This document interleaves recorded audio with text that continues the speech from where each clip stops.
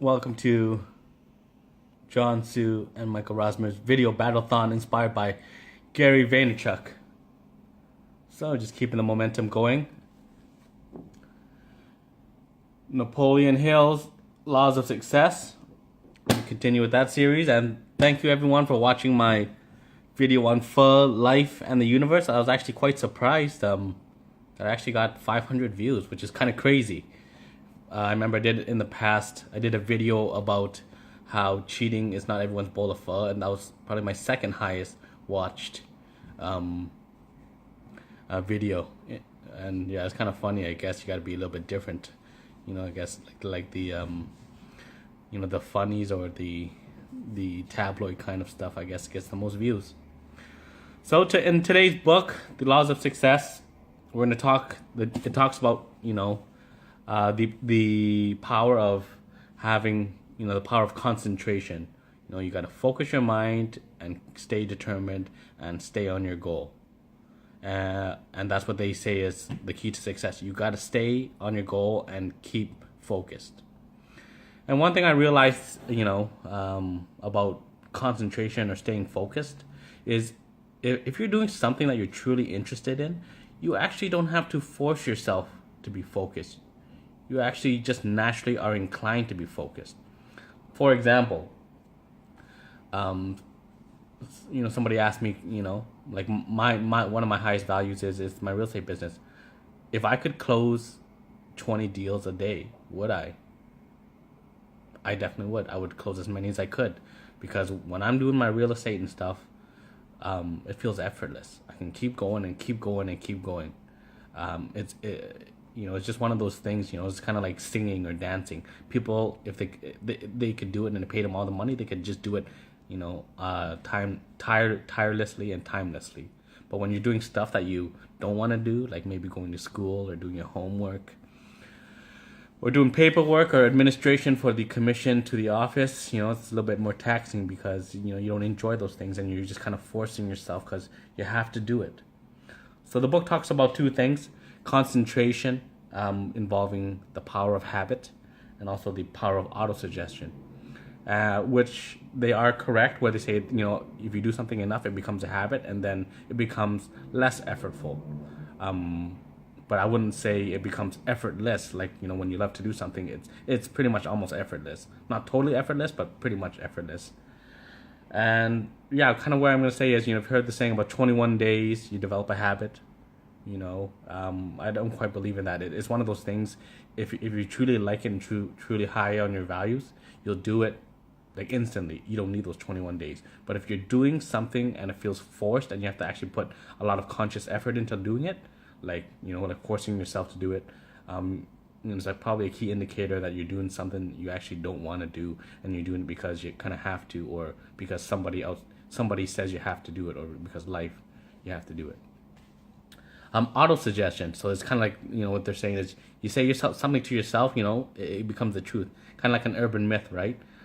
Like urban myths where some of them are totally BS. Like a big one in real estate, I think, is if you don't have an offer in 2 weeks, just drop your price, right? Because it's the price. So many realtors say that, and I just kind of cringe when I hear it because, is it correct most of the time? Yeah, usually it is the price if you don't have an offer or enough showings. But sometimes the market's just slow and there's no buyers. And in my opinion, if you're reducing your price in a market where there's no buyers, you're just hurting yourself, where you're better off just waiting. So that's where I say, the auto suggestion is you just kind of tell yourself stuff and then you eventually believe it. I think that's only true if you actually believe it. But if you don't believe it, it's like myself. If I told myself, oh yeah, I'm 6 feet tall, I'm going to be the next Yao Ming, and I could tell myself that every single day, but there's no way in hell I'm going to be the next Yao Ming. Shit. I go shopping for shoes in the kids section because my feet are too small. Never mind being a basketball player. So that's kind of where what they say in this book probably works half the time, and it's a very black and white kind of thinking. If it's true or it's not true. If it's true, it works. If it's not true, it's not going to work. And I guess that's kind of one of those things where people believe, in the positivity movement because it works half the time. And it's one of those things, if it works a little bit, it gives you hope. it's kind of like, I believe men are the most hopeful people in the world. Like if a girl just looks at them and smiles, they're like, oh my gosh, she's into me, and they'll cling onto that, and then they'll hold on to that as the substantial evidence of possibility.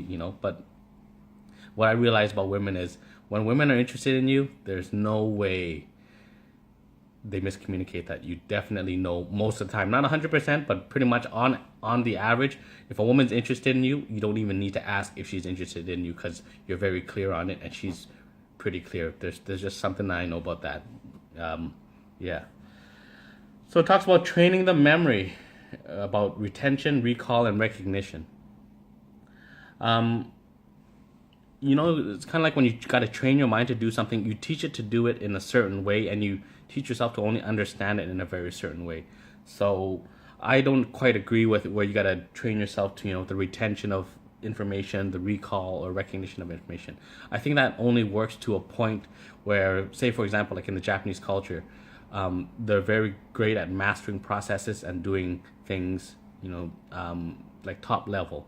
But in terms of, soft skills and innovation, from what I've heard, is the Japanese culture corporately has a very tough time innovating out of what they don't know.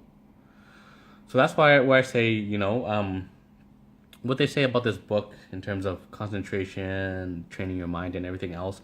I think inside us there's a natural tendency of what we learn to do naturally, and instead of trying to force ourselves to do what we think we need to do, I think it's better to, I guess, follow the flow of what feels more natural and what feels right. And you'll notice that the skills that you learn are often, and that present itself often, are the ones that you need to do the most and will offer the highest value in your life, right? Like, for example, I'm not going to go take a course on cleaning the toilet because I value cleanliness, right? Where, for example, I would probably take a course on being more sympathetic and nice, because I guess I'm kind of growing out of my asshole phase, and that's the self-infatuated, you know how it is.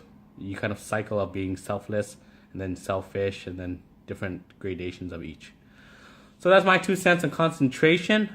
It's pretty cool, but I just wanted to share my perspective on how the book itself is not fully accurate. Rosmer, back to you, brother.